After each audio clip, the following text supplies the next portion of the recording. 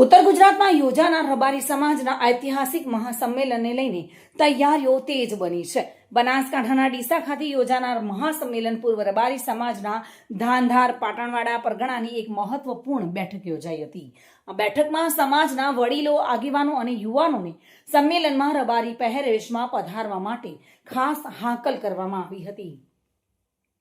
ઉત્તર ગુજરાતમાં યોજાનાર રબારી સમાજના ઐતિહાસિક મહાસંમેલનને લઈને તૈયારીઓ સમાજ દ્વારા વધારવામાં આવી છે, જેને લઈને ગામે ગામ સમાજ દ્વારા બેઠક યોજાઈ રહી છે. તેવી જ એક બેઠક કે જેમાં રબારી સમાજના ધાંધાર પાટણવાડા પરગણાની બેઠક ચંડીસર ઝાપડી માતાજીના મંદિર ખાતે યોજાઈ હતી. આ બેઠકમાં રબારી સમાજના વડીલો, આગેવાનો તેમજ યુવાનો મોટી સંખ્યામાં ઉપસ્થિત રહ્યા હતા. આગામી તારીખ 25 જાન્યુઆરી રવિવારના રોજ ડીસાના શમશીરપુરા ખાતે યોજાનારી રબારી સમાજના બંધારણ મહાસંમેલન નિમિત્તે સમાજને આમંત્રણ આપવા માટે શિક્ષણ પ્રેમી અને સમાજના ભામાશાહ તથા ધારાસભ્ય માવજીભાઈ દેસાઈ, ડીસાના પૂર્વ ધારાસભ્ય ગોવાભાઈ દેસાઈ, યુવા આગેવાન નરસિંહભાઈ જોટાણા ચંડીસર પહોંચ્યા હતા.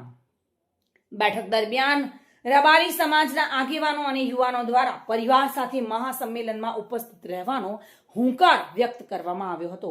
આ પ્રસંગે પાલનપુર નગરપાલિકાના ઉપપ્રમુખ નાગજીભાઈ દેસાઈએ રબારી સમાજના સામાજિક બંધારણને સફળ બનાવવા માટે ઘર ઘર સુધી સંદેશ પહોંચાડવાની અને બંધારણનું પાલન કરવાની અપીલ કરી હતી. ઉત્તર ગુજરાતના ડીસાના આંગણે રબારી સમાજનું ઐતિહાસિક મહાસંમેલન યોજાવાનું છે.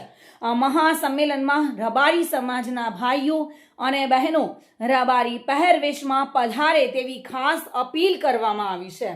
તેવી અપીલ રબારી સમાજના આગેવાન અને ધાનેરાના ધારાસભ્ય માવજી દેસાઈએ કરી હતી. ઉલ્લેખનીય છે કે ડીસામાં યોજાનાર રબારી સમાજનું આ મહાસંમેલન સમાજ માટે ઐતિહાસિક બનશે તેવો વિશ્વાસ આગેવાનો દ્વારા વ્યક્ત કરવામાં આવ્યો હતો. સમાજના બંધારણ અને એકતાનો સંદેશ આપતું આ મહાસંમેલનને થોડા દિવસો હવે બાકી છે, ત્યારે તેની તૈયારીઓ તેજ બની છે.